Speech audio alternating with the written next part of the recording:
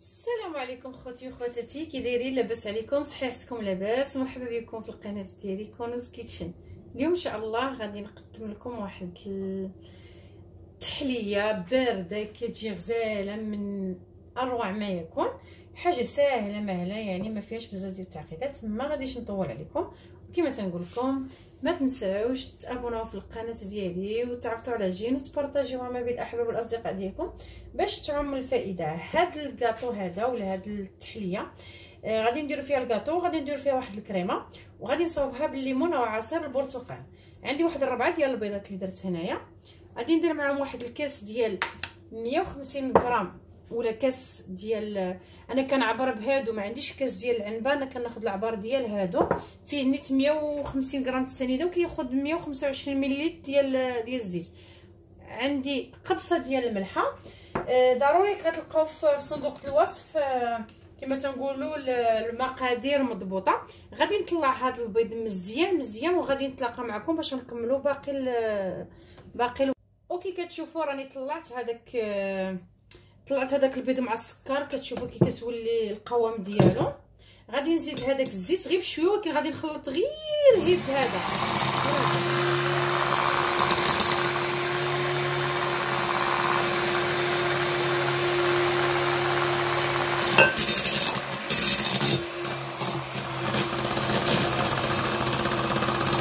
وغادي غادي نخلط هذاك الزيت غير بشويه باش ما يطيحليش الكيك. وغادي ندير داك الكاس ديال عصير البرتقال حتى هو غادي نخلطو.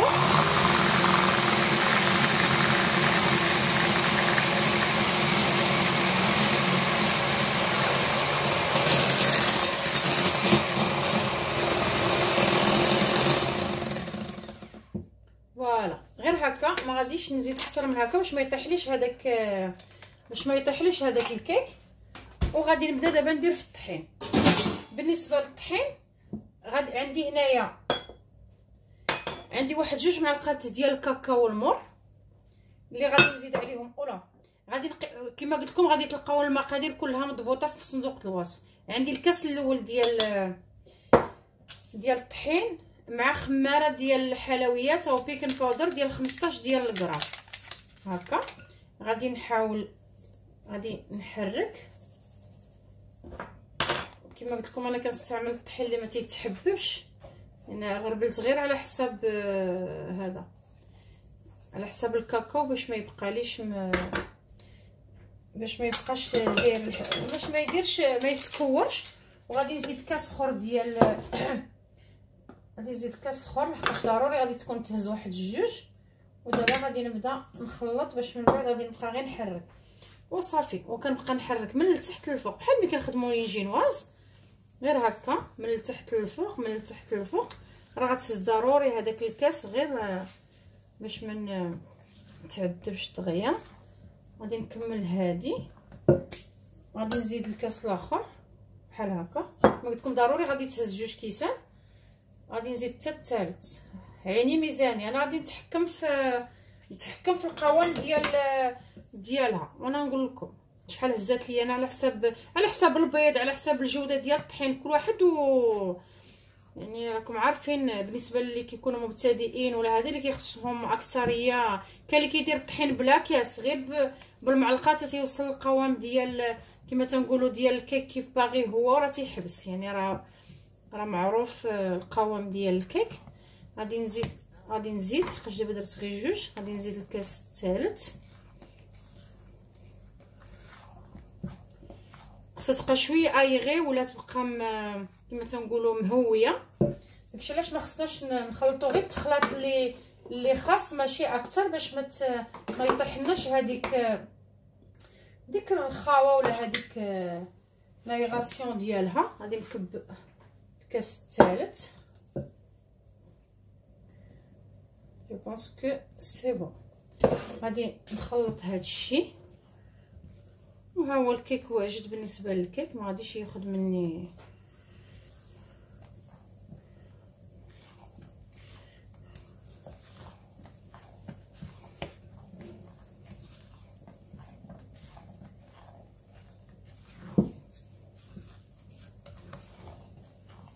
اللي بغى يدير الكاكاو يدير اكثر من هاد الكميه يديرها.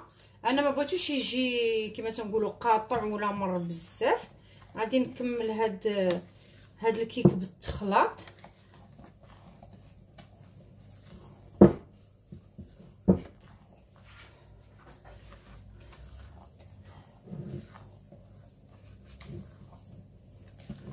كملنا غير باش ما يبقاش فيها الطحين لتحت. عندي باقي الطحين. فوالا. وعندي واحد المول اللي كيتحل من التحت، ضروري يكون تيتحل من التحت لقاش فيه تمونطيو ويكون فيه ورق الزبده ولا البابي كويسون وديروا له الزبده والطحين. ودابا غادي نكب فيه داك الخليط كي كتشوفوا. ما عرفتش كيبان كما قلتلكم ديما تندرك على الكاميرا باش ما نقدرش نهز هاد البول بيدي من هي كضرني. غادي ندير غير هكا ونصبروا معنا. فوالا.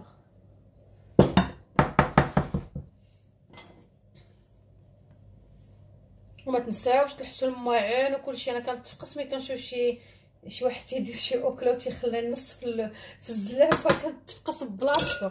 المهم نشعل الفران من التحت 180 درجه كيف كنطيب انا ديما الحلويات ديالي على 180 درجه. ومن غادي نشوف الجناب ديالها تحمروا غادي نشعل عليها من الفوق ومن التحت.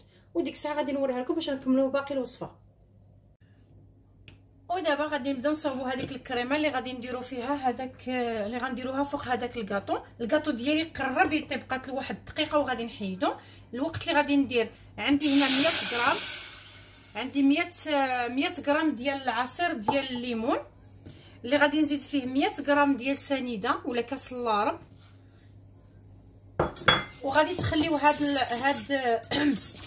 غتخليو هاد الخليط هذا يغلى. وعندي هنايا 4 ديال البيضات، وعندي هنا 100 غرام ديال السنيده اللي غادي نخلط مزيان. ومن بعد غادي نتلاقى معكم ملي يكون هذا تيغلي. غادي نتلاقى معكم. وكي كتشوفوا دابا راه بدا تيغلى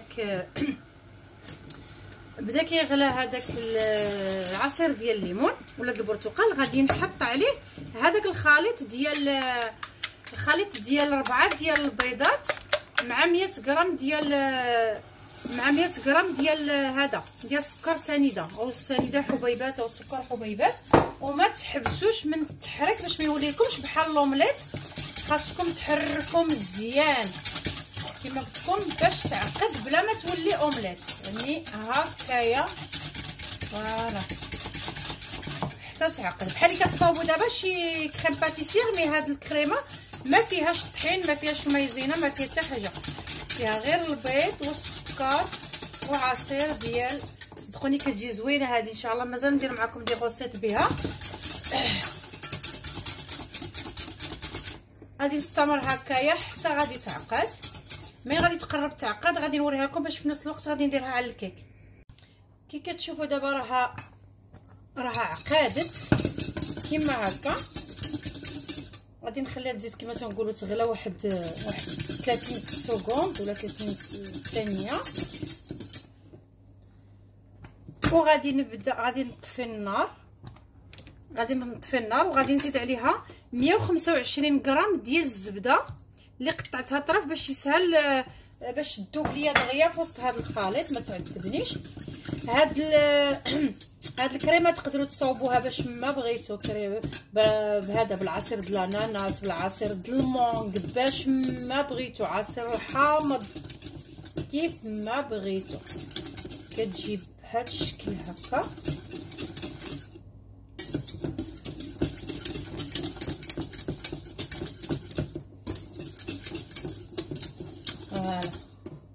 بحال اللي كتبان لكم بحال اللي جرات شويه، ولكن هي راه غادي تجمع.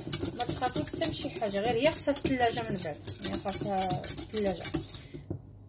فوالا دابا منين غيذوب لنا هذاك صافي راه دابت لنا ديك الزبده. كي كتشوفوا دابا غادي نكبها على هذاك الكاطو بحال هكا.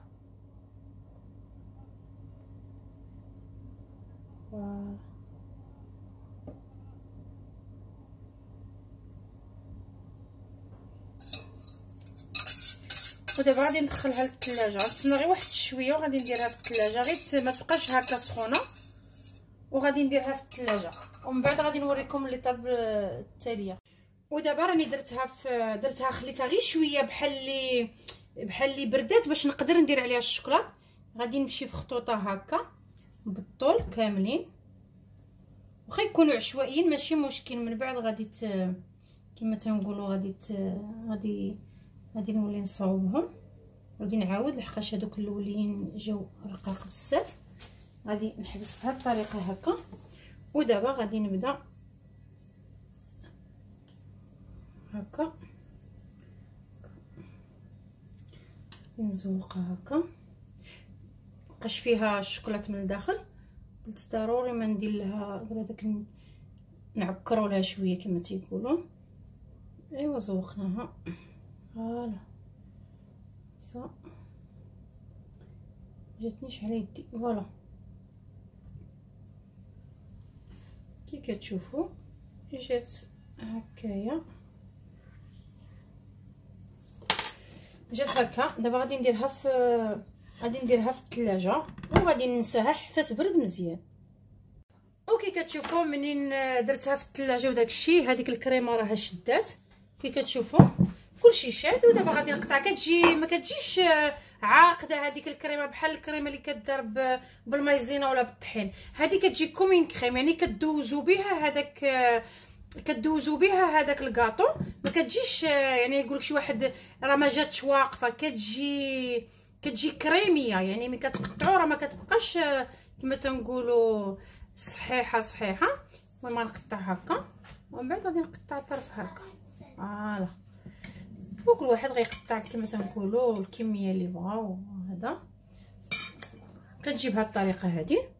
كنتمنىكم تجربوها صراحه، كتجي لذيذه بزاف. كما قلت لكم جربوها باي كريمه بغيتو، باي عصير الحامض كما قلت لكم. باش ما نطولش عليكم، تنقول لكم هذا الكوتي ديال هذا النهار بارطاجيوه ما بين الاحباب والاصدقاء ديالكم باش تعمل الفائده وعرفتوا على جيم كما تنقول لكم. وتنقول لكم السلام عليكم خوتي خواتاتي، بالسلامه.